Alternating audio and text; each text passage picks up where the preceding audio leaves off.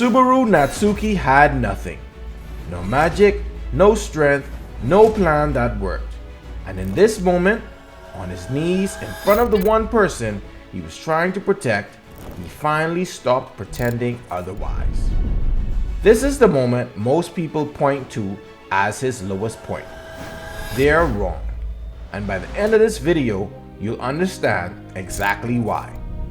Because what happens in the 60 seconds after this breakdown is the specific thing this whole video is about. Not the crying, not the dying, the decision that comes after both.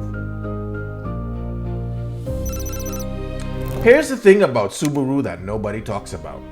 He's not special. That's not an insult. It's the most important thing about him. He has no magic. He can't fight. Every person around him is stronger, smarter, or more capable in ways that actually matter in the world he got dropped into. And he knows it. That's what makes the from zero breakdown land the way it does. He's not discovering something new about himself in that moment.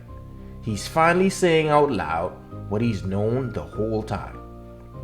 So the question isn't why he broke down. The question is why he kept going back before the breakdown, when he had every reason not to. Because here's what the reset actually does to a person. Every time Subaru dies and comes back, the world resets. The people around him don't remember. His progress disappears. Whatever he built, the trust, the relationships, the small wins, gone. Back to zero. People assume effort is supposed to leave a mark. Progress is supposed to be visible. You're supposed to point to something and say, I did that. That exists because I was there. Subaru can't point to anything. And if you're being honest, you felt a version of that. Put it in work that didn't seem to accumulate anywhere visible. Moving towards something when the gap between where you are and where you're trying to reach doesn't seem to be closing. Going again when you had no proof the going was doing anything. That feeling, effort without visible proof, is exactly the territory this video is operating in. Because Subaru found something on the other side of it, and it's not what you think. There's a thing most people need before they go all the way on something. Not talent, not a clear path, not even a plan. They need a sign, something that tells them the direction is right before they commit completely to it. A result they can point to, someone who noticed, some proof, however small, that the effort is landing somewhere. Without that proof, they don't quit dramatically. They just slowly stop going all the way. They protect themselves from the full cost of trying because they just can't justify the full cost of trying when they have nothing to show for it yet. Subaru had none of that. Every loop wiped it. The only proof his previous attempts happened was inside his own head, and he still went back. The question that's been building since the first frame gets answered in about 90 seconds, but it's not the answer you're expecting. Because the answer isn't about strength, it's about one specific conversation that changed the entire structure of what he was doing. And that conversation only happened because he completely fell apart first.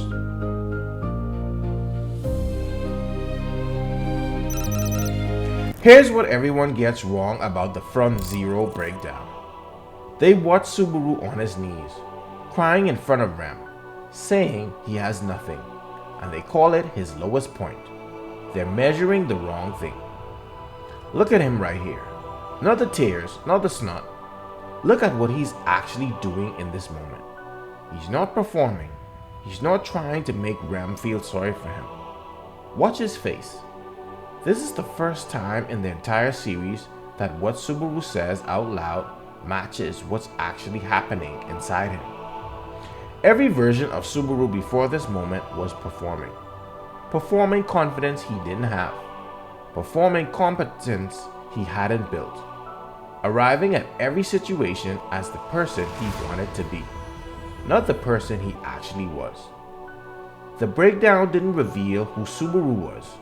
It revealed who he'd been pretending not to be. And here's the counterintuitive part. That gap between who he was arriving as and who he actually was, it was costing him everything. Not because performing is always wrong, because in Subaru's case, the performance was blocking him from asking for the one thing that could change the situation: help. He couldn't ask for help while performing strength he didn't have. The performance locked him out of the only resource available to him. So the breakdown wasn't the bottom. The breakdown was the door. But here's where it gets harder. Because if the breakdown was the door, if telling the truth about what you are is what unlocks the next move, then why do most people never walk through it? Why does the gap between who you're performing and who you actually are just stay? Subaru walked through, and what he found on the other side, it's the thing that made everything after it possible. Some people never have to figure out how to go back. They just are what they are from the start. Reinhardt van Astria is one of them. Reinhardt is the strongest knight in the kingdom, born with more divine protection than any person in history. Every situation he walks into, he already has what it takes. He doesn't need to perform anything. The gap between who he appears to be and who he actually is doesn't exist. He is exactly what he looks like. And here's the thing about Reinhardt. He can't teach anyone anything.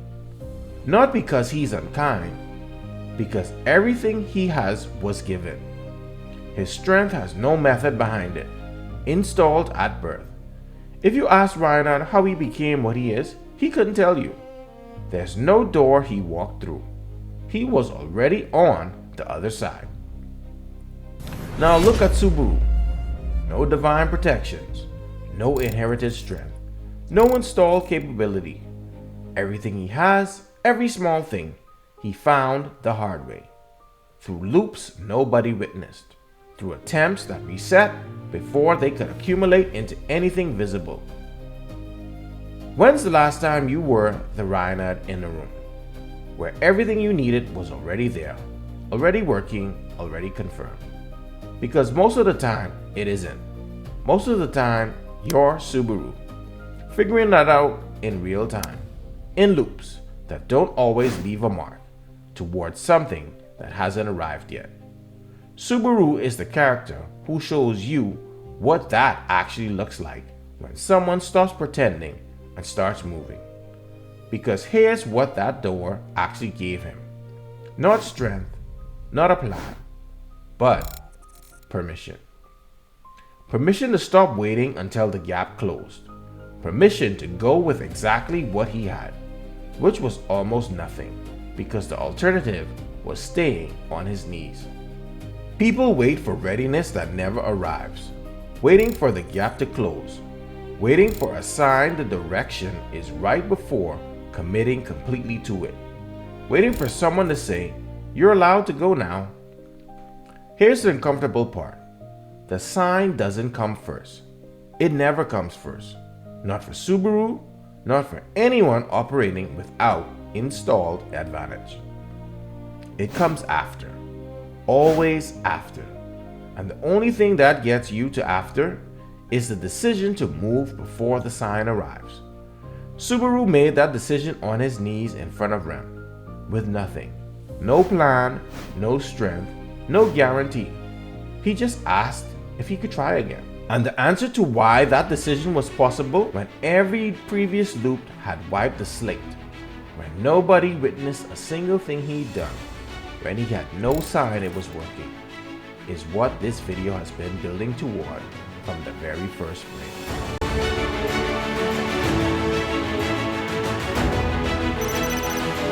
Here's the question the whole video has been circling. Subaru dies, the loop resets, nobody remembers, the slate goes to zero, and he goes back anyway, every single time. Most people frame that as stubbornness, or love for Amelia, or protagonist energy. The main character has to keep going because that's what main characters do. All of those miss it. The real reason Subaru can go back every time, without the slate, without the sign, without anyone witnessing what he's already given, is because one specific thing he found in that conversation with Rem. He stopped needing the attempt to count before he made it. Look at him right here. This is not the face of someone who knows it's going to work. This is not confidence. This is not certainty. Look at what's actually there. Someone who decided to move before the outcome was guaranteed. Someone who stopped waiting for the sign and chose to move instead.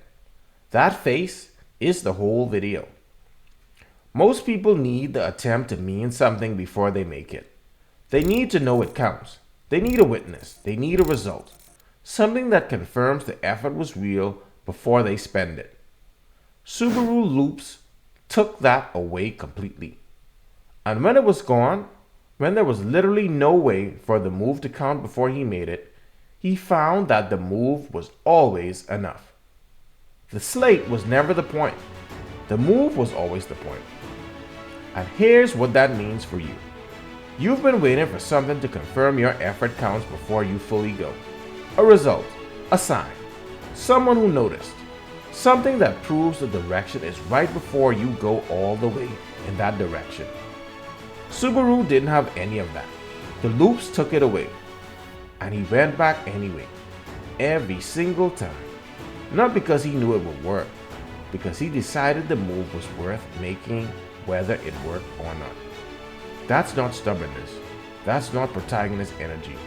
That's the specific decision that separates the person who eventually gets there from the person who is still waiting for permission to begin.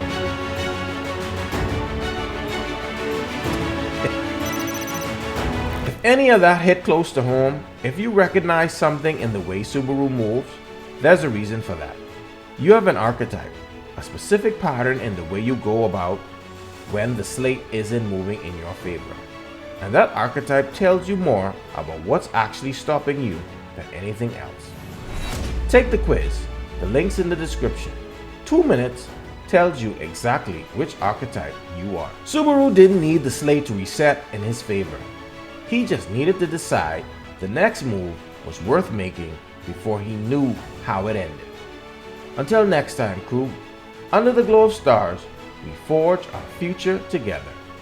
Captain Geo Bravo signing off. Peace.